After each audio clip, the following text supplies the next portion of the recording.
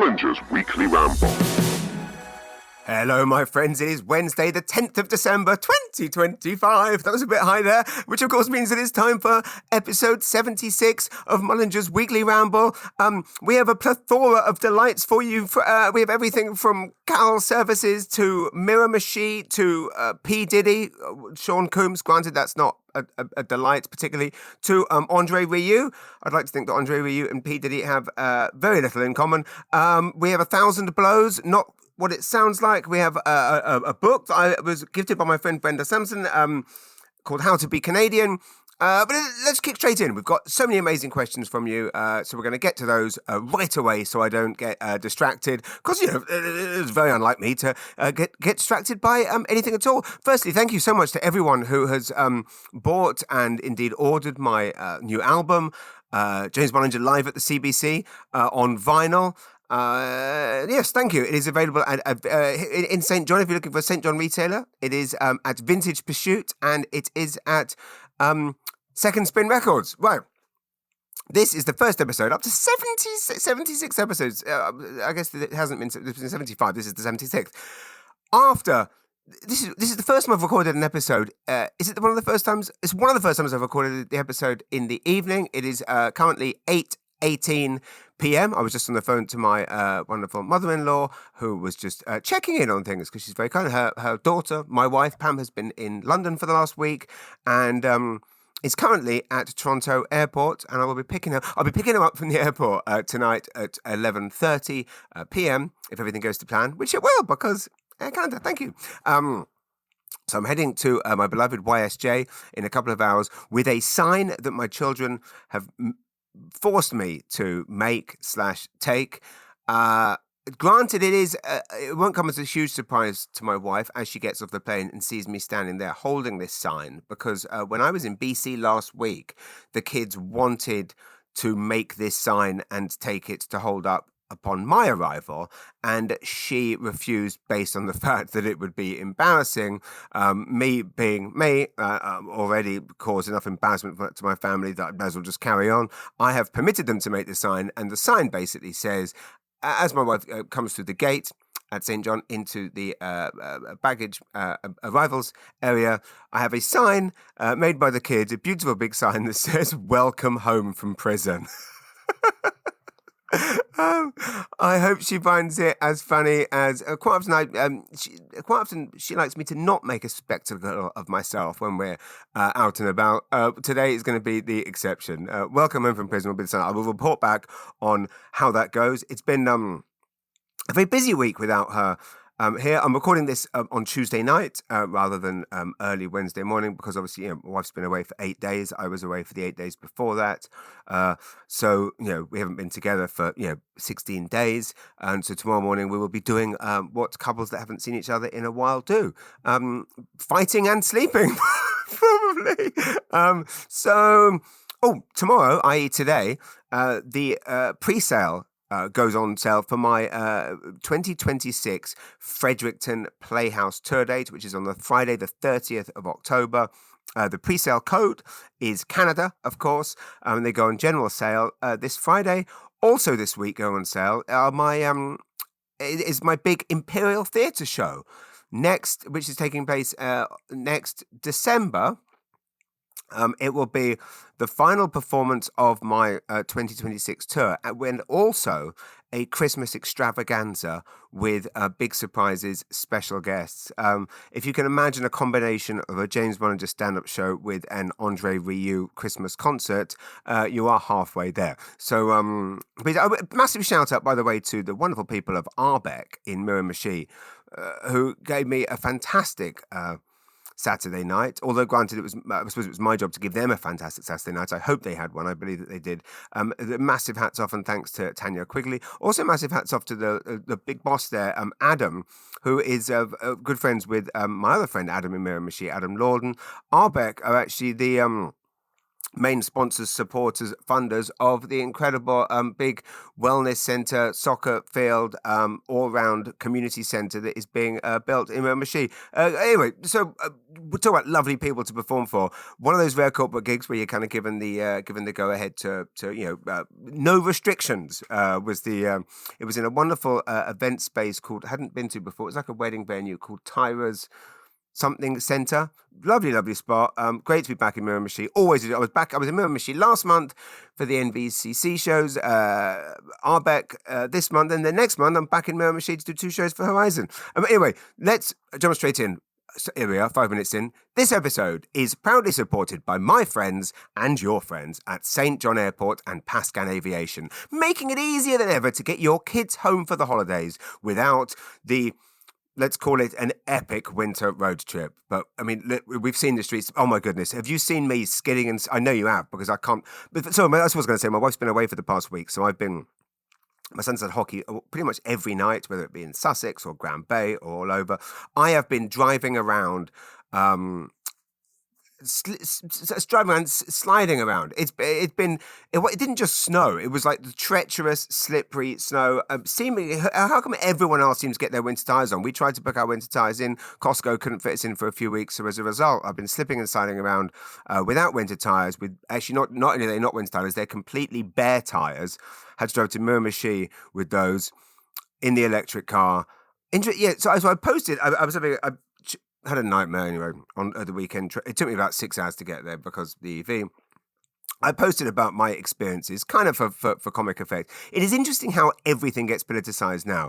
I was simply posting about the fact that, in my ID4 there was only 300 kilometers on a full charge, which obviously, as we know, have established, it doesn't mean that. That's like a little joke it likes to play on you. It pretends it's got 300, but that's only if you're not blasting the heat or listening to the radio or signalling. And so I kept going to, and so I kind of posted about it comedically. Hundreds of comments, every single. I mean, what is with all the people? It's all the comments are based on the lines of, yeah, well, thank the bloody liberals for that. Yeah, that's because of the bloody conservatives. It's like everything gets politicized. It's like, look, I mean, I know in some ways things are politicized, obviously, but it's just weird how. And then suddenly people start coming. The one guy accused me of lying. He was like, why do you have an EV car if you hate it so much? He's like, well, because guess what? We bought an EV car. I mean, I'm stuck with it. Like, what do you think I am? I'm a comedian in New Brunswick. You can't change your car every 5 minutes. And it was really accused me of lying when everything that I was saying was absolutely true. And it's weird to pretend that it's easy having one. And granted, I mean, by all means, be for them or be against them. But anyway, okay. Point being, so let's this episode is proudly supported by my friends at St. John Airport and Pascan Aviation, making it easier than ever to get your kids home for the holidays without that treacherous winter road trip. If your student is in Halifax or Montreal, by student I mean your child, or well, maybe it's student, maybe you're flying other people's, doesn't matter. If your beloved student is in Halifax or Montreal, you don't need to spend 12 white-knuckled hours on icy highways anymore, not like I just did. You can simply fly them straight home to St. John and swap windshield wipers and gas receipts for hugs and home-cooked meals. Doesn't that sound delightful? Flights are quick, affordable, and frankly, a lot more joyful than December driving in Atlantic Canada. This holiday season, bring them home by plane, not by prayer, with Pascan and St. John Airport. And please remember, I've never said this before, please do seek out the promo price on the website ASAP, because they are all getting booked up. By the way, massive thanks to Jennifer, who messaged me earlier today, who said that she had a wonderful experience on... Jennifer Bedell messaged me because she said, thanks to your post about Pascan, I flew Pascan, Halifax to St. John last week. It was great. Thank you, Jennifer. For proving that sponsoring podcasts works, and thank you for supporting our beloved St. John Airport, and we want Pascan to stay here to keep us safe, keep offering us affordable flights. So please do. So my point is this: Make sure you seek out the promo price on the website before they all get booked up. You do have to kind of toggle over to it. It doesn't jump out at you. So go to the website. And basically, the Plascan flights already look like promo prices, but there is a promo price we have. So anyway, did I mention we have two sponsors? Very first time. They are both very interconnected, and they both could not be more rooted in New Brunswick pride. And also our second sponsor is widely available at St. John Airport, as indeed many other places, including Bark Barn in Vernon. If you were watching my videos last week, that was the other thing that was so lovely. I was meeting a woman in Bark Barn who was from Miramichi and told me how she was there. She was last there, obviously, for a funeral. So I gave her a pal of mine. Massive shout out, by the way, to my friend Dale at the YMCA. She is a beacon of light when I see her every morning. Dale, if you're listening, I love you, my friend. You are a joy in there. You make everyone smile out on their way into the YMCA. And so as a result, I felt it was right to treat Dale with the same respect and love that she treats everyone else. So this morning I gifted her a bag of the delicious Ganong salted caramel, and also a pan of mine because I know she loves them. I'll post a video of that moment. But the sea salted caramels, enjoy them, Dale, and thanks for being a joy. And I'll see you in the swimming pool tomorrow morning. I made it to the YMCA. I've had a very, very healthy week. An 8-day dry spell of fasting most days, YMCA most days. That's what happens when the wife's away. You see, I get to be healthy. It's a beautiful thing to be. It's a beautiful thing if you can be in a relationship where you basically do all your partying with your partner. It's a really nice way to. I remember years ago, I used to kind of party I used to party all the time, but I used to party when I was on the road, and now don't. Anyway, so my point is this. This episode is also proudly supported by one of Canada's great chocolate icons, loved across the country and around the world, Ganong Chocolatier. We Canadians are fiercely loyal when it comes to homegrown brands, and for very good reason. Ganong has been crafting world-class chocolates right here in New Brunswick since 1873. That is over 150 years of sweet perfection. And let's get to the crux of this here. You need to get out and buy these. You need to give them. You need to feast on them. They are the taste of Christmas. They're the taste of joy. Their new sea-salted caramels and peanut butter caramel clusters are genuinely next level. I've been handing them out around St. John and Vernon and everywhere in between, and the reactions have been priceless, and watch out for the videos I'll be posting of those. Smiles, laughs, hugs, joy. I'm basically made lifelong friendships from these new treats from Ganong. So if you want a treat that tastes incredible and supports an iconic local company at the same time, do yourself a favor and pick up a bag of Ganong today. Okay, shall we go into... Oh my goodness. So we'll get to your questions. One of the happiest Sunday night, right? So I went to walk the dog. And I was walking up Appleby and then down Dunedin here in Rothesay. And not often, often you kind of, you picture like Fred Astaire walking along, clicking his heels, or Tom. Well, and then was it Gene Kelly and Singing in the Rain? I was literally that. I had a spring in my step, a smile on my face. I'm walking along. I was actually walking along, like actually kind of humming and singing. Yeah, and why was I doing that? Because Sunday afternoon. So Saturday night at the gig in Miramichi. Sunday morning, got up super early, knowing it was going to take about 5 hours to get back in the EV car, sliding around without winter tires, etc., etc. I had to get back because there was the one and only screening of the Maastricht Rieu Christmas concert at 12:30. Now, the delightful, I always look forward to these anyway, but this time around it was super special because we were making it a family affair. My beloved friend Kyla Lingley, my wife's oldest, dearest friend, first friend, oldest friend, dearest friend, closest friend. I mean, we're family. We're family. She is Auntie Kyla to my children. Her husband Richard is Uncle Richard. They are my siblings. Kyla and I have been bonding over live performance. Like Kyla, as many of you know, left New Brunswick and to move to England to be an opera singer. She is one of my favourite singers, performers, artists, people in the world of all time. You may have seen us on stage together at the Kings Park Amphitheatre or at TD Station, where Harbour Station used to be. Point being, we bonded over our love of the arts for 25 years since we very first met, since Pam first took me to Kyla's flat in North London and said, I'm kind of dating this mental, drunk English bloke. And then Kyla's like, holy shit, what is with this geese? Point being, we bonded over that love for all that time. Kyla, we managed to time it so she was watching the Andre Rieu Christmas concert titled Merry Christmas, live from Maastricht, in London at the cinema in South London in Greenwich. At the same time, me and River were watching it in St. John in a half-pack cinema. Bumped into, by the way, Bernie. Bernie Cormier, the amazing St. John artistic icon, magician. And I bumped into him in the line. I believe he was going to Andre Rieu as well. And we got chatting. And it turned out he was saying, I'm going to England next month, in a couple of months. And I'm going to London for a few days. And I'm going somewhere a bit weird. He goes, and I don't know why. I thought to myself, well, it can't be any weirder where I went. I went to go to England last year to go to Blackpool to go and see a show at the end of the pier.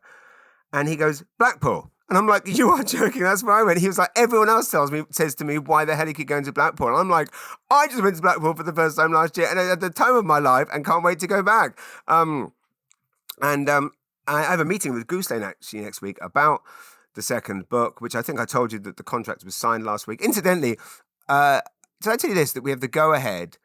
So I basically have three books coming out in theory next year.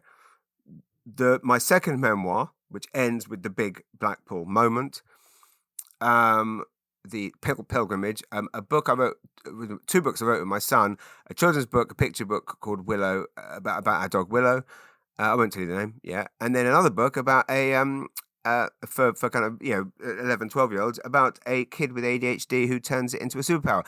Anyway, tangents. What's my point? So I'm watching Andre Rieu in the cinema. And Bernie was there. Anyway, Bernie, have a great time in Blackpool, my friend. You will love it. If you want any tips of where to go, let me know. I stayed at the Old Bank Apartments, which were just majestic. They basically turned an old bank into beautiful luxury. It kind of meant for Hindus, I think. Very, very feminine in there, but that suited me just fine. The towels were turned into swans, that kind of thing. And it goes to show, it's not just a maritime thing, the old used to be thing. It's in an old bank, so they called them the Old Bank Apartments. There you go. So point being, I'm watching Andre Rieu with River, and he, God bless him, agreed to come with me. I normally go on my own. It's my first time having first time every year I'd have my self-employed Christmas party, which is generally me on my own watching Andre Rieu's Christmas concert. His son River kindly came with me. He said afterwards, he said, actually, it wasn't bad. I wasn't bored, which is amazing. It's beautiful to have a 12-year-old with you watching this gorgeous concert. He preferred it to Wicked for Good, which he, to be fair, hated. What's my point? And my parents were watching it in Yeovil in Somerset. So it felt like a real family thing. And then I FaceTime with Kyla and Richard and FaceTime with my parents afterwards. And we all talked about our favourite moments. And it was absolutely magical. But the best bit, actually, was Andre had a Ukrainian singer come on and sing that song that's in the church scene in Home Alone, which just mind-blowing. Quite early on as well. It's at the third track in the concert. And there's so many, obviously, amazing things that come later and big moments. But I would say that is the absolute standout moment, which has got me thinking. Anyway, that I will come back to. So, well, my point was on Sunday night, I'm walking the dog, and I literally just had the biggest. I just had the biggest smile on my face. I'm walking along, shit-eating grin, and I'm sure anyone looking out their window just thought I was going mad. But I was just filled with absolute joy, and that right there is why I love Andre so much, because he just does that to people, instills that in you. Anyway, it was just so funny. And then I look at Facebook, and of course, it's full of people freaking out about the stupid my EV car thing, which I then had to delete. 'Cause I mean, it annoyed me because, as you know, in my stand-up, I'm the butt of all my jokes. I never poke fun at others. So my ongoing travails with our EV car are basically for the amusement and enjoyment of you. Every time something goes wrong for me, I think, great, that's going to be fun and entertaining for you. That's what I live for. But I didn't realize it was, I mean, I did know it was possible to trigger the left and the right with one post. But it's just, everyone's so angry. And I'm sorry, don't be angry, just laugh at me. It was me that took 6 hours to get to Miramichi, and I was hoping that my misfortune might bring about amusement rather than the bizarre rage and mudslinging. So basically, chill out. I watched. Have you guys watched the the Letterman show that's on Netflix? My next guest needs no introduction. This new one's on Adam Sandler. It's very interesting how a lot of people are opting to make things shorter rather than longer. That's what she said. And it's interesting. I talked about this last week with the Martin Scorsese documentary, how it's bizarrely short for such an incredible career when so many things are just so stupidly long. Anyway, 45-minute interview. And it's really, really interesting. And of course, I mean, I've talked about this before, how much I hate a lot of these shows where it was very interesting how they did it, because they basically put it through the lens of their friendship, which I thought was a really wonderful way of doing it, because it's like, how can you tell the whole story of Adam Sandler's life and career? Also, I don't know about you, I am sick and tired of hearing billionaires, giving advice as to how they made it. It's like yes, you are very good, but you won the lottery, right? Let's not. I don't need Mel Robbins telling us how to live well. It's like, clearly the way to live well is to steal a student's idea, claim it as your own, block her, delete her, and then become a billionaire from the let-then theory, which you stole. Anyway. So I came into it somewhat cynically, but I did learn one thing about it. It was a beautiful thing. At one point, Sandler tells a story, although someone else. I should have kept proper notes. I can't read my handwriting. Basically, at some point, someone says about in the wings at maybe SNL, or someone, maybe it's Sandler talking about Chris Farley. Anyway, this is it. It's Sandler talking about Chris Farley, and he's basically in the wings, and he says something like how Sandler's basically nervous, or someone's nervous, and then finally goes, "Oh yeah, let's go get him." Right? And he makes the point that he was just so excited to crush. And I thought, what a wonderful way to look at it. And I was watching this right before my gig, and I thought, why am I being nervous, apprehensive? They booked me in January. They said they've been trying to get me for years. They want me for this show. I know doing a gig in a function hall in Miramichi is not SNL, but you know what it is to me? It's better than that to me. Like, it's everything to me. So you can laugh at my ridiculousness all you like, and please do. That's what I live for. But to me, it's the exact same thing. And I thought, that's it. Tonight, remember, she just be excited to crush. And he made the point about Letterman asked him about if he still gets nervous, and he says, I still get the knot if I'm not ready or prepared.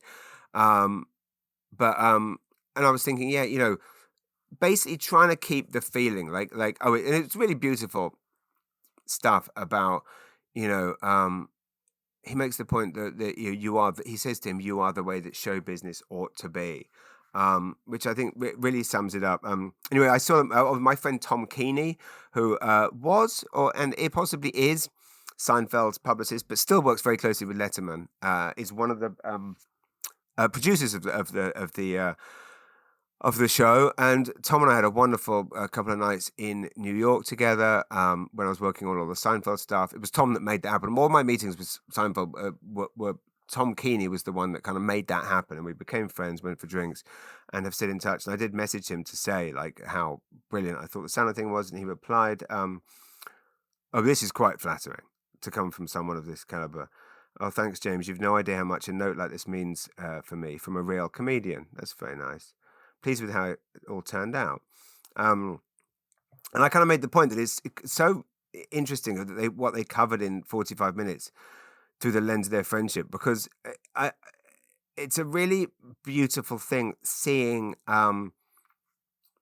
essentially, while we can't necessarily learn from billionaire comedians for whom they've been at it for decades, what you can learn from is how to embrace uh, and make the most of everything that you do. Another interesting lesson I learned this week was one of my favorite podcasts, which I've talked about before, is uh, We Might Be Drunk with Sam Morril and Mark Normand, who are two of the most interesting working comedians out there, who I'd say, in the respects that unlike, and their podcast, unlike so many other comedy podcasts, is pretty much exclusively about comedy. Whoever they're talking to, it is just about analyzing comedy. Every single detail, intricacy from, why is it that audiences in Liverpool, England are amazing, and why is it audiences in Amsterdam are such a nightmare and so muted. Last week's episode, I think they had Judd Apatow on. This week's episode, they've got Pete Holmes on. Oh no, the latest one I think is Daniel Sloss, who is a great guy and full of incredible stories. He's actually he is the guy that essentially outed Russell Brand. Essentially, what Hannibal Buress did for Bill Cosby, he did for Russell Brand. Amazingly indiscreet stories about on his stag do, doing cocaine in Vegas. And also Sloss's next special looks absolutely fascinating, which looks like it has a lot of stuff about the right and the left. Anyway, Pete Holmes mentioned, so I guess what I'm trying to say is, if you're interested in comedy or you are a comedian, the most I would say like wheelhouse podcast is We Might Be Drunk. It's not like the Rogans and the Shane Gillises and all the others where they talk about everything but comedy. They talk about how amazing they are, and it's not that. They're analysing comedy. So Pete Holmes has a great story, which I thought was interesting. The moral basically that he was giving was, if someone you admire roasts you, write it down. And they all go through multiple examples of where comedians have been insulted by people, and then it becomes their act. So Mark Normand talks about how he has an opener who Dave Attell described to him as, he said, "You look like a butler in a haunted house." And of course, Dave Attell, arguably the greatest living comedian. That opener, that's now the opener's opening line, and it kills every time. Pete Holmes has a great story that he's checking into a hotel with John Mulaney, and the hotel clerk says something. The hotel the front desk says, "Okay, we have a non-smoking queen," and Pete Holmes goes, "Hello, that's me. Cigarettes, PU." He does it obviously much better, and it's his joke, which I think is absolutely hilarious. Every time someone says, "Do we have a non-smoking queen?" I think everyone should do that. Hello. Anyway, Mulaney apparently doesn't laugh at things, but he turns to him and says, "You're like the fun dad," which then became a Pete Holmes line, which he uses. So anyway, it's very interesting, is what I'm trying to say. Okay, let's get to your questions. But very first, just a quick reminder that this podcast is supported by St. John Airport and Pascan Aviation, the official solution to avoiding yet another soul-crushing winter university road trip. Parents, if your kid is studying in Halifax or Montreal, you don't have to brave snowstorms, black ice, and Tim Hortons at 3 a.m. to get them home in time for Christmas. You can just put them on a plane and have them land in St. John, calm, warm, and crucially, still speaking to you. Look for those special offers on the website. Okay. Top fan. Thank you, Clayton Carr, for being a top fan. I have a question from you. Oh, geez, I was really hoping you would have tried that duck or goose call. Fair enough. Is this me calling for questions? Okay, tomorrow. Next time I'll do it as a duck or goose call. Thank you. Mina Lavina, thank you very much. Lovely to hear from you, as always. Do you feel that having undiagnosed ADHD helped shape your comedy personality? And if so, how? What prompted the comedic journey for you? Excellent question. That is basically what my entire new book is about. I won't do that dickish thing that like Mel Robbins would do and say, "Go and buy all my shit so you can get the answers to that question." I will answer the question because I'm not a dick. Yes, I do. No, there's more to it. I'll give you a bit more than that.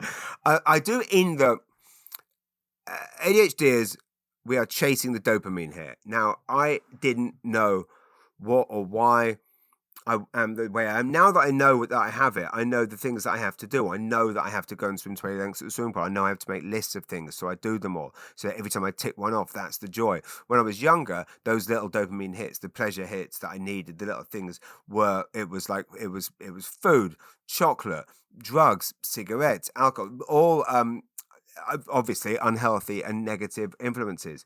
And what I now do is replace that. Now I know what it is that I'm chasing. So my point is that yes, I don't think I started out with a lot of very, very funny comedians who couldn't take the brutal bombings and the night after night of being booed off stage and the terrible travel and the traveling across the country to perform to 3 people.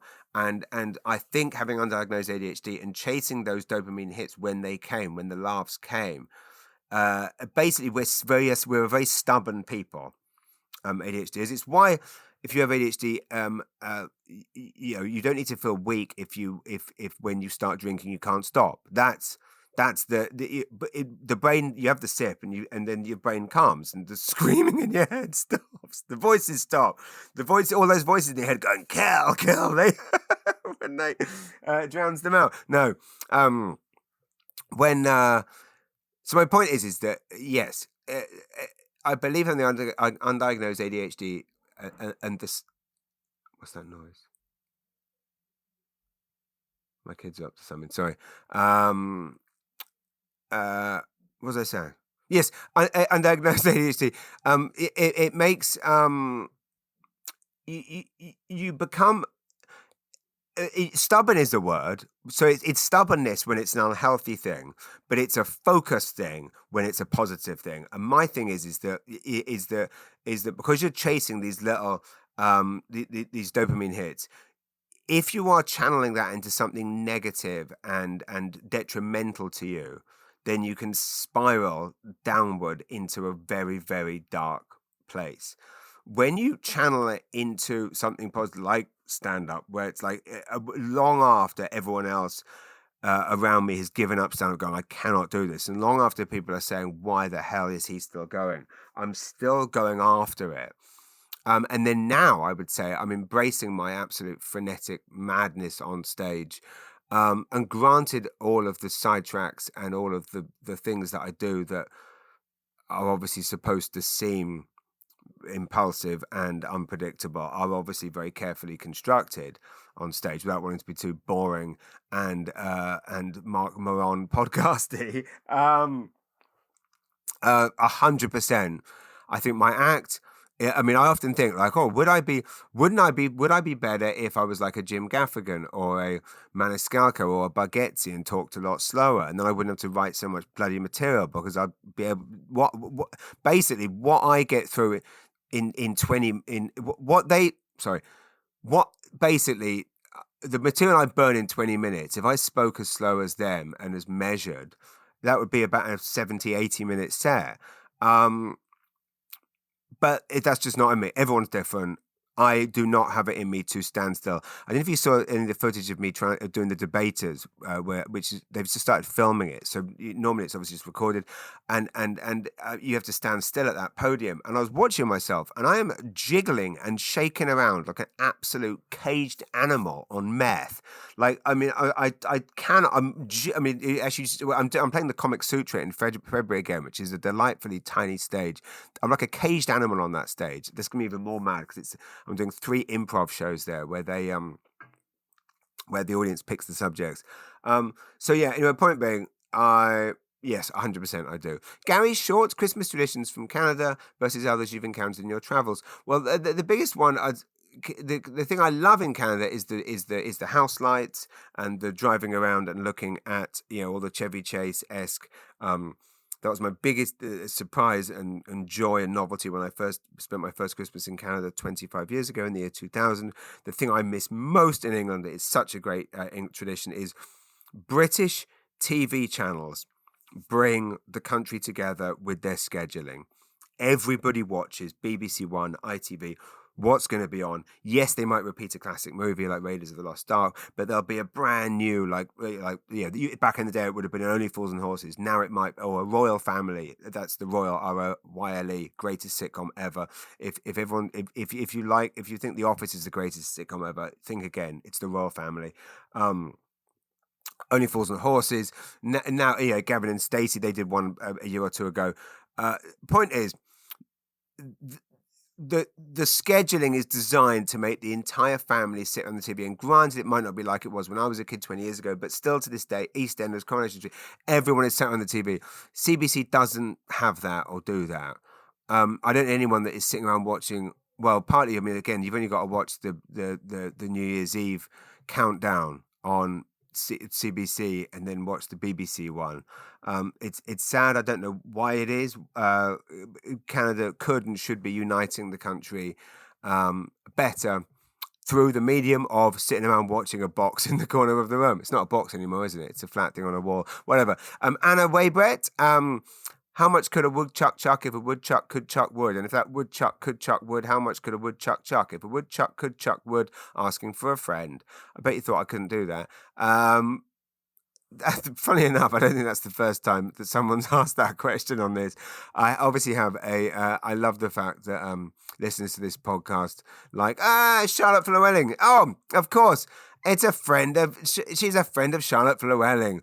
All great, hilarious, brilliant people are. Anna's friend is me. Seriously, I am. Wonderful. Well, Anna, thank you for your question. Ask me anything you like for next week, Anna, and I will answer it. But in the meantime, just one more time. In fact, I did that without reading ahead. I didn't know I hadn't read that until right then. How much could a woodchuck chuck if a woodchuck could chuck wood? And if that woodchuck could chuck wood, how much could a woodchuck chuck? If a woodchuck could chuck wood, asking for a friend. Funny to think that when I was a kid, I couldn't actually read from a book. Like I couldn't read out loud. And I don't know, now I guess, Daphne, my friend, thank you. James, how are you? I'm great, actually. I say great. I've had some highlights in the last week. I've had a great, like I say, great gig in Miramichi. My son's school carol service. I've been to see 4 games of hockey. I've been bonding with my children. I'm healthier than I've ever been. But I've also had some knockbacks this week. I've had a couple of scenarios of people or things not doing things the way they should. I mean, one frustrated that a magazine is supposed to have been here a few days ago. It is not here. The courier company have let us down. I had the last 2 days allocated to be stuffing thousands and thousands of envelopes. I think I told you this last week. Still hasn't arrived. Probably coming tomorrow morning. Wasn't the plan. Having to move everything around. It is what it is. Listen, you know what? Third world problems. No, first world problems. Speaking of first world problems, okay, how's this for an unrelatable complaint? That should be a new segment on this, right? Unrelatable complaints. I've had a letter, a typed letter that arrived by a FedEx I had to sign for. I thought it was a summons or something, which it kind of is. It's from CN, i.e. Canada National Railway, via registered mail. Subject: unauthorised use of CN's active right of railway. This is regarding the unauthorised use. I don't know why I'm doing a British accent for this, but it's how I imagine the person that wrote it speaking. This is regarding the unauthorised use of Canada National Railway's active railway right-of-way adjacent to your property near mile 79.97 on the Sussex subdivision in Rothesay, New Brunswick, PID 0024. I mean, what the... Do they really think I know what the fuck all this is? Basically, the use of the railway right-of-way is not authorised. If the ditch has been blocked... Basically, what they're saying is it's illegal to cross the train tracks. Which, again, it's one of these chicken and egg things, right? So, you buy the houses on this street, you have beach rights. Basically, this is how relatable my complaint is. Poor old British Canadian comedian James Manager isn't allowed to access his beach unless he invests in a helicopter and parachutes down onto it, or swims there from the dog park. All of which I'm happy to say. Basically, what they're complaining about, Canada, is that there's what do you call it? A ramp? A ditch? No. A ditch? No. What is it? Basically, it's like a walkway, a crossing, a wooden thing that you can walk across to get and basically they're saying it's illegal because it's illegal to cross the train tracks. I did phone the town hall to get their help. I was quickly told, yeah, we got one of those too. And I said to, we can't help you. Thanks very much. That was nice. Very, very helpful conversation that was. Anyway, so basically, Canada National Railway going to be throwing me in jail because it's illegal. But the point being, as I said to them, I didn't put the thing there. And they're like, we need to remove it. And I said, well, you want me to destroy someone else's private property? Very confusing. That's what's going on in my new segment called Relatable Complaints. So if we could start a little a get out of jail fund for me, then maybe the sign that my kids have made for my wife at the airport, welcome home back from prison, maybe it'll be being used for me for real. So I just found another piece of paper. This is a piece of paper that I was making notes on while in the hotel last week. I left my phone in the Creekside, my phone charger in the Creekside Theatre, so my phone died. So I went to go for breakfast without my phone. And I sat there making tons of brilliant notes.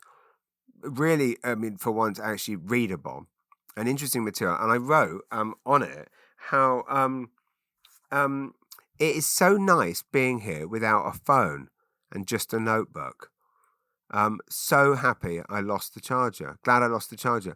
And it's just, isn't it weird that we hate our phones and we hate social media, but we still, it really is literally like when I say it's an addiction, it really is an addiction. It is exactly the same as a heroin addict, the way we are with this thing that is so negative to us and for us. I think the solution is just, I keep saying it, I keep not doing it. 3 days a week off the socials. Sorry, Daphne, thank you very much.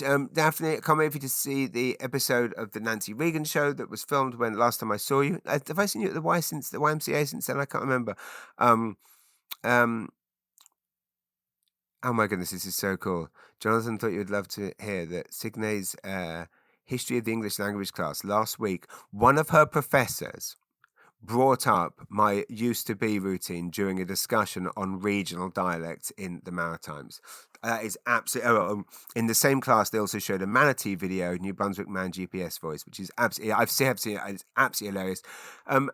Manatee, one of the greatest Canadian satires of all time. Still got a website, used to make films. Brandon Hicks used to work for them, maybe still does. Absolutely phenomenal. To answer your question, I definitely haven't yet actually looked into the Winnipeg's Gas Station Arts Centre yet, but that will be the theatre that I play when I go there. Nothing makes me happy hearing. Like I've heard Premier Holt quote my used to be thing in legislator Adam Lorden using it in political settings, and now to hear it's being used in a history of English language class. I love it. I genuinely love the fact that when I die, if I'm lucky enough to even get any type of mention in any type of publication, whatever, I love the fact, Facebook, it'll be Facebook, just people posting on Facebook. I love the fact that every single post is going to say, the planet where James Bollinger used to be. By the way, thank you to my dear friends Brenda and David Samson. By the way, a happy anniversary. Was it 35 years you've been together? Most beautiful couple in the world, also two of the most philanthropic people I've ever met. Thank you for sending me the book, How to Be Canadian, by Will Ferguson and Ian Ferguson. Brenda, a proper letter writer, put a letter in there. Will Ferguson actually used to live in St. Andrews. When Brenda's lovely niece Tina Dickerson lived there. Thank you so much, Brenda. I'm absolutely loving it. Interestingly, Will Ferguson and Ian Ferguson writing the introduction. It was actually Margaret Atwood's idea for them to write this book. Before I go any further, may I just remind you all, at this season, get your backsides down to Walmart, and indeed multiple other stores, because for over 150 years, Ganong have been crafting chocolates of the highest quality, a Canadian tradition that continues to evolve with every single bite. This season, these are brand new, by the way, brand new. If you think you've had Ganong and loved them, well, just wait. Discover Ganong's newest creations. You know that when a legacy company like this, 150 years, as old as Canada itself, makes something new. It's special. Sea salted caramels, rich dark chocolates wrapped around buttery caramel, finished with a sprinkle of sea salt, and peanut butter caramel clusters, silky milk chocolate with layers of rich caramel, creamy peanut butter, and crunchy peanuts. Available now nationwide at major Canadian retailers or shop online at ganongchocolatier.shop. Please let me know which is our favourite. I was addicted to the peanut butter caramel clusters first, made my way through lots of bags of them, but then I think now my favourite is the sea salted caramels because I love the combination of the salt and the hardness of the caramel. Speaking of, and they are extremely reasonably priced, I will point out, which takes me to I was livid this morning went into Superstore and saw that they had what they called a flyer promotion. If you can hear clicking, that's me opening up my Facebook. I apologize for that noise. The President's Choice own chicken wings, $18. They were $7 just pre-COVID, and then they used the global pandemic and the deaths of thousands of Canadians as an excuse to jack up prices, and then now they're using Donald Trump as an excuse to jack up prices again, and I mean clearly it's just theft of hardworking Canadians, and they're calling it a flyer feature as if it's a special offer, as if we're all so dumb that we're going to think that $18 is a good deal. It used to be, it used to be $7. Now they're 18. So flyer feature really is Loblaws language for, we've doubled the price because we can.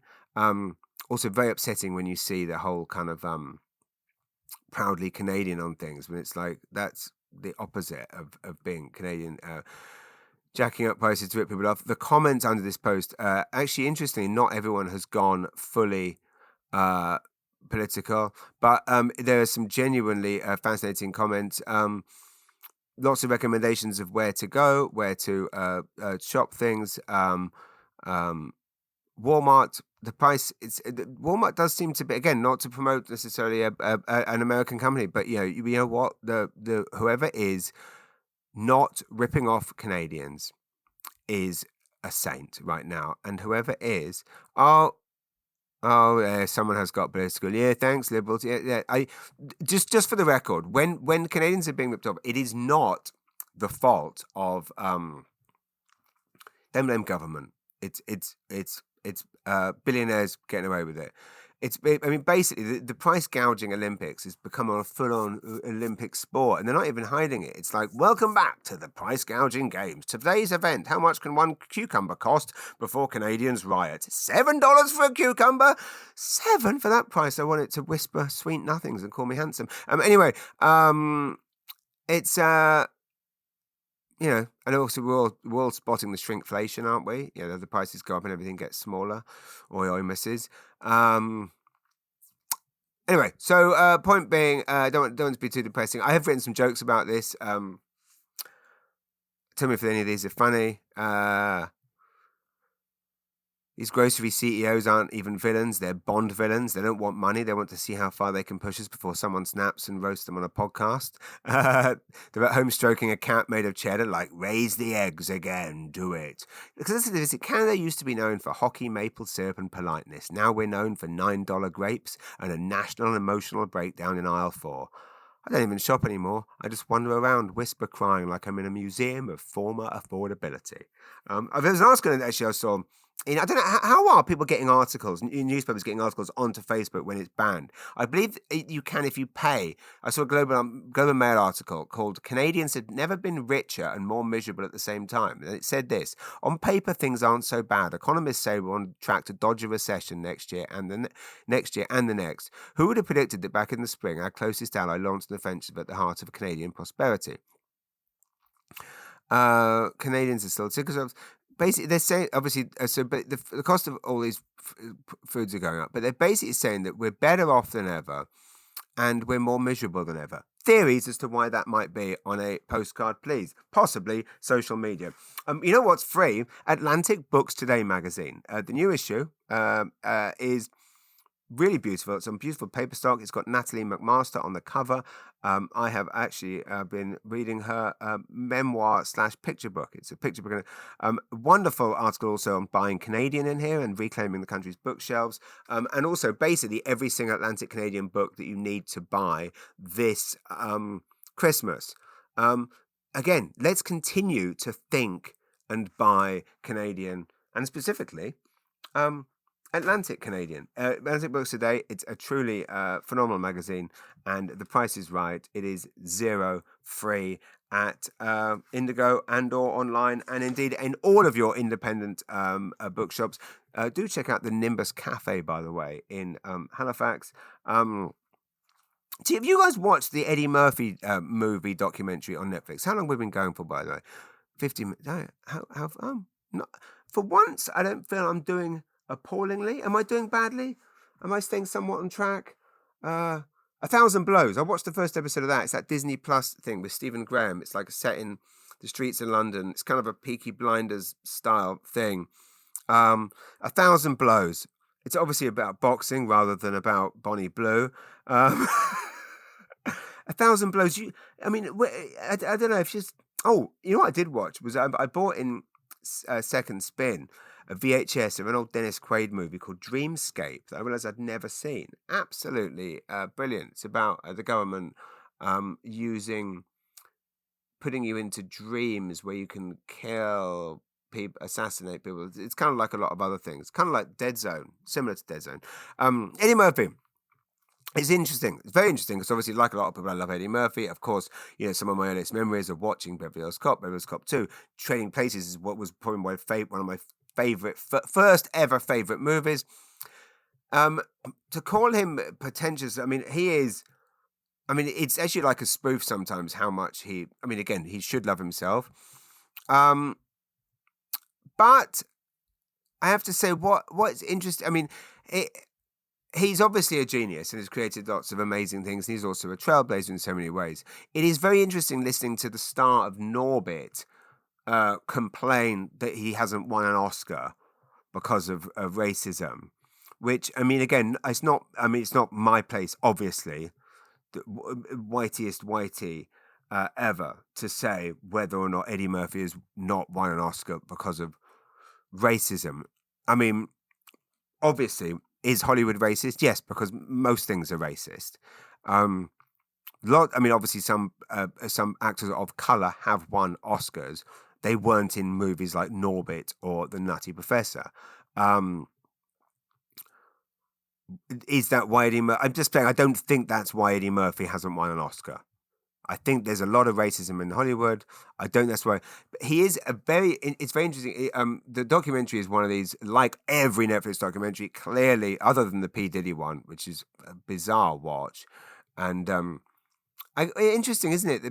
What's his name? 50 Cent, who's produced it and has gone to all this trouble. It's the ultimate. You thought the Mars diss against Drake, getting 10 billion people around the world watching Super Bowl to sing that what's it called? E minor, 12, A minor, that's it. That A minor joke. You thought that was a diss. 50 Cent spending years creating a 4-hour documentary to snitch up Diddy, which for years people have said, is 50 Cent a snitch? He can keep denying it. Regardless of, obviously, should a sexual predator be outed for their crimes, should someone that has clearly been behind shootings, murders, whatever else, be exposed, of course. But if you do expose it, that's still. 50 Cent is a snitch, is what I'm trying to say.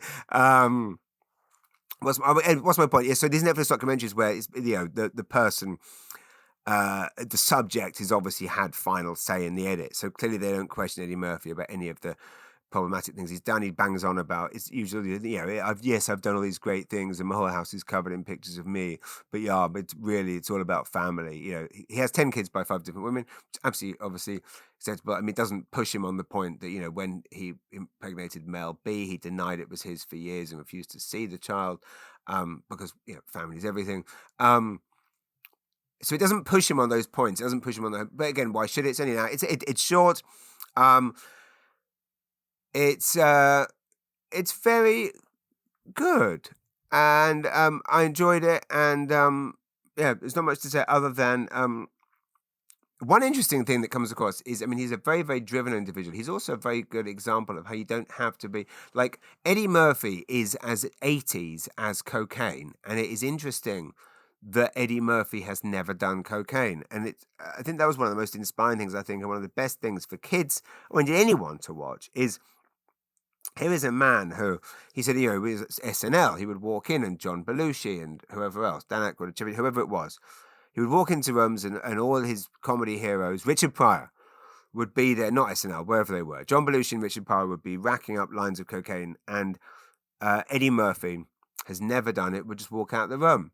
And you kind of go, clearly that is possible. Clearly, for all of the people that get accidentally swept up in negative, dangerous, addictive, destructive, problematic things, you can walk away. So, I believe he doesn't drink either. I mean, the guy looks absolutely phenomenal. I don't know how old he is, 60s. He looks 20. I mean, he looks very similar to. Basically, I'm what I'm trying to say is Eddie Murphy had been in Stranger Things. They could still be making shows of it 20, 30 years later. He still looks like Axel Foley did in Beverly Hills Cop in 1985. Really interesting insights into. I've read this before actually about how in 48 hours after 2 weeks of filming they were ready to fire him, and I believe it was Jeffrey Katzenberg that said no, keep going. And I mean anyway, Golden Globes have just come out. I don't know if he's nominated, maybe not. I mean awards are clearly all a joke. Who was it that said? Oh, Kevin Hart has been nominated, which is absolutely bizarre for Acting My Age special. Which Kevin Hart's special, Acting My Age, has 20-minute routine on his wife screaming, begging for his dick, because that obviously happened. The joke is he took Viagra and then she's like, I mean, literally, it's him using that. And I'm sorry for saying the word dick because I hate that word, but it's literally him just screeching, give me that dick, give me that dick. Then there's a whole routine on his ass. Is it him shitting himself? I mean, it's literally like, anyway, he came up with a statement. Yeah, laughter is the one true global language. Being nominated for my first global award, Golden Globe Award in the stand-up category is a pinch me moment. Thank you for the Hollywood Foreign Press for recognizing. Ricky Gervais says, comedy is my first love and what I always come back to. Thank you for coming on this ride. I love you all. I mean, it's hard to not be happy for the guy. Clearly a lovely guy. The special, it's basically open mic level stand-up, but made people happy in the room, I guess, to be in a room with their hero, regardless. One battle, I mean, then it's funny, you read that about comedy, and he's right about comedy. Ricky Gervais has been nominated for his special, even though obviously it hasn't come out yet. Looking forward to him complaining of how he can't say anything anymore while saying things about disenfranchised and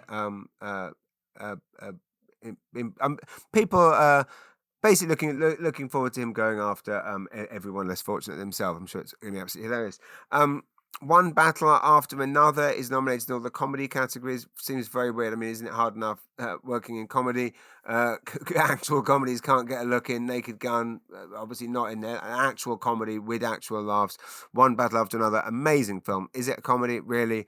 I just did anything comedic in that I thought was Sean Penn's performance, which I thought was absolutely bizarre and diabolical and lame, and yet everyone else seems to think it's amazing, which goes to show I know absolutely nothing. Funny thing happened to me, right? Last week I was in BC. I went into Starbucks and bought a coffee, needed a wee. The door was locked, so I went to the counter. Excuse me, can I use the washroom? And the guy goes, yeah. And then he leans in, like right in my face, whispers. Reminds me, what's that? Who is it? Is it Stephen Wright that had that great joke? Why is it that people with bad breath always want to tell you a secret? The guy didn't have bad breath. It just made me think of that. He's a very nice chap. But he leans in, he whispers. He's like, the code for the door is 7644. He literally, he whispered it like he was giving me a PIN number in the middle of I don't know, one of those 416 scam farms in I don't know, in a crowded market. insert name of country here that that you're thinking of that won't make me sound like I'm being racist. There's like, I mean, and there's no one around. I mean, there's people in the line, but like, are there really people hovering, waiting to like sneak into the toilet? I mean, I kind of understand that maybe you need to, you don't want people going in there and shooting up or having sex or whatever. Again, Tim Hortons, Waterloo Street. But like, and then he whispers it. Is there people hovering, and then they're going to go and auction off the PIN number to homeless people in the parking lot? I don't know. Anyway, where are we? I'm just going through what else. Someone told me where was I? Someone said, oh yeah, it was in a hotel bar last week. Someone said, has anyone ever told you look like Jude Law? No, they haven't. It must just be the accent. Again, traveling across the country, seeing brochures everywhere. I keep reading about the tourism strategy for New Brunswick, and it does still absolutely stagger me and blow my mind that New Brunswick is the only province or place anywhere in the world without a physical printed tourist guide. Like, I don't get how does New Brunswick think that it knows better than every single other town, city, in province, place in the entire universe? PEI has about 20. Nova Scotia has about 20. New Brunswick has 0. Don't understand it. And then they go, oh, no, you can look on the internet. You can't look on the internet because there isn't signal in half the province. Isn't that something, along with the food prices, that we should all be kicking off about? How is it, like, I'm driving across the province the entire time, and it would be great to be able to get work calls done while I'm driving. Completely impossible, because there is absolutely there's no signal in half of fucking Marseille, for God's sake. I mean, literally, like, this is not the Arsene, more champagne problems. Oh, he can't get access to his beach, and he can't make phone calls. Poor old. I'm just saying, like, I mean, these are things which exist elsewhere, and we keep saying that this is civilization. You should be able to make phone calls, basically, in New Brunswick. I mean, we are the only place. Do you all know this? That New Brunswick's the only place. New Brunswick's the only place without Uber. Which, again, can anyone tell me why? Can anyone tell me why we don't have Uber? Why is it we can watch our food come to us, but you can't get an Uber to? And there's, again, seriously, if every single other region, whether it be Maine, Quebec, Nova Scotia, BC, London, Paris, New York, whatever, if they all have physical printed tourist guides, why does New Brunswick thinks it doesn't need one? Why does it think that we are better? Anyway, anyway, I watched. I love westerns. I watched Horizon, the American saga, Kevin Costner's vanity project. Did I talk about this last week? Quite bizarre. I mean, massive ego boost for him. He basically has written a script where Louis C.K.'s hilarious routine about Matt Damon writing about himself for Good Will Hunting, like, I am a genius. He wrote it with John Baird, who actually was the guy that directed Cass, which is about Cass Pennant, the football hooligan. And I interviewed him once when he directed the Irvin Welsh film Filth. I read somewhere that Bill Burr's podcast, since the whole Saudi debacle, i.e. him performing in Saudi Arabia, it's lost over half its listeners. I don't believe that. But it is interesting how he really can't shake that off. Like, so many other comedians performed there. Andrew Schultz, Jimmy Carr. Everyone expects it. Even Mark Norman, Sam Morril performed there. Again, I mean, you expect, everyone knows Jimmy Carr and Schultz love money. Mark Norman, Sam Morril, fine, they probably need the money. Bill Burr, I guess as I mentioned before, it's because he's ranted and railed against billionaires, and we all just feel betrayed by him. We just expected better. Oh, by the way, I had, anyway, back to positivity. I had a lovely message from so many comments about people's love for Ganong chocolates on my feed. I will tell you all about, next week I'll go through the full issue of the new issue of the Mountain Media. I can't go through it yet because it hasn't arrived, because Midland Transport. There's a magical bed and breakfast in Fredericton that has been featured in so many Christmas movies and books. Anyway, one message I've received was, for years, my dad was the Nova Scotia representative of Ganong chocolate, and as a kid, I was brought up on them. How freaking lucky can one kid ever get? I literally keep being sent so many special, beautiful things about people's history with Ganong. Okay, I'm going to go. If you are beating yourself up about anything, here's something to think about. Why the hell do we beat ourselves up about things we said, did, might have done? By all means, feel if we've done something bad, rectify it. But when are we right to and when are we wrong to? When is it a waste of energy? For instance, the really evil people obviously never beat themselves up. Trump or Putin are not losing sleep. I'm torturing myself all the time about things I've done or things I haven't done. And it's interesting how, everyone listen to Mark Norman and Sam Morrill's podcast. They are the comedians at the top of their game, and all they're doing is kind of beating themselves up because they're not selling out arenas like Sean Gellis, or they're not legends yet like Seinfeld. Okay. So what I'm trying to say is give yourselves a break. Watch the Eddie Murphy documentary. Like I say, it's the man might not be humble. He does say very early on in the documentary, I can't think of another actor, black or white, who's done as many different types of things as me on a stage with a microphone, to where I'm everybody in the entire scene, to everything in between. What a phenomenal line. It'd be one thing if it was delivered by one of his admirers, but the fact it's delivered by him. Another line he has in it, he says, I was the psychological saw that was required for everything that happened after me. It's quite amazing to actually write your own myth. Seemingly it's all a build up to him returning to stand up, or maybe it's him trying to get out of returning to stand up. Who knows? All of this is to say, bumped into Andrew Finley actually at the Cal concert on Friday night. He was at the Oasis concerts in Wembley last year. I'm obviously hoping to go to Oasis Nebworth next year, 20 years after the 30 years since I saw them there before. Andrew says he probably won't go because he's going to go to Newfoundland. Good on you. True Atlantic Canadian wanting to visit parts of Newfoundland he hasn't been. I can't believe for once I actually got through everything. Most things on my list. Thank you all for listening. Please do send your questions to, just send it to me personally, jamesmullinger@gmail.com. Let me check my pieces of paper here. Is there anything else to mention? No. You know what I'm going to do before we go? Again, send me any questions for next week. It will be pre-sale Playhouse tickets for the Fredericton Playhouse go on sale. My Comic Sutra shows in February are almost sold out. The BMO shows in January are almost sold out. And consider buying tickets for my Imperial Theatre show next December for Christmas presents this December. I didn't talk much about Sean Combs, but watch the documentary, see what you think, and let me know your thoughts. I'm going to go and put my kids to bed, and then go to the airport and pick up my wife, holding up a sign saying, "Welcome home from jail." Thanks for listening, everyone. I get such a buzz from talking to you all, and I greatly appreciate it. So please remember that this episode is proudly supported by one of Canada's most beloved and internationally celebrated chocolate makers, Ganong Chocolatier. And do please go out and check out the gorgeous, the stunning sea salted caramels and peanut butter caramel clusters. And remember, go to Pascan Aviation.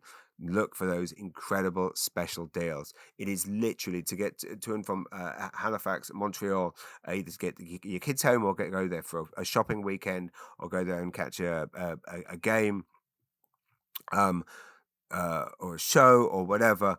It's literally, it's cheaper than gas and a hell of a lot safer, especially when you're driving a dang EV car without winter tires. I've been James Manager. You've been you. Let me just very quickly check I didn't miss anything else that I was supposed to talk about. I don't know. I don't think so. But if you have anything, you know what I'm going to do? One more final thing. A little shout out to a wonderful, wonderful lady who brings a lot of joy to a lot of people. A huge shout out to Vanessa Crossman. Vanessa, I have heard so many wonderful things about you. I know we met very briefly in Costco last week, and after we met very briefly, and you said some very kind things to me, your friend Lindsay Barron, as you know, wrote to me And I did drop off some Christmas gifts at your house earlier today, Vanessa. But I just wanted to say thank you for everything you do for your friends, for your loved ones, and you are clearly a saintly person, a true maritimer, a true Canadian, and you sum up everything that I love about this country, and I salute you, and thank you, Lindsay, for highlighting it. And Vanessa, I hope you enjoy the gifts that I dropped off. Thank you, everyone. Thank you, Dale at the YMCA. I'll see you tomorrow morning. God bless you all, and that's it. Okay, see ya. Bye.